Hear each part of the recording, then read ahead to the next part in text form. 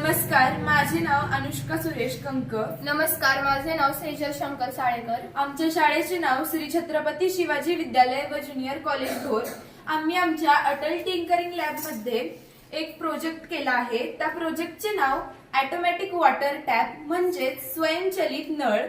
यासाठी वापरले जाणारे साहित्य IR sensor, relay module, water pump, pipe, breadboard, jumper wire आणि स्विच। ह्याचा वर्किंग कसं करायचं ते मी तुम्हाला सांगणार आहे। ज्यावेळेस मी IR सेन्सरच्या खाली हात घेईल तेव्हा हा IR सेन्सर रिले मॉडेलला मेसेज करेल आणि हा मेसेज वॉटर पंपला जाईल आणि तिथून पाणी ह्या नळ म्हणजे पाईप मधून खाली येईल।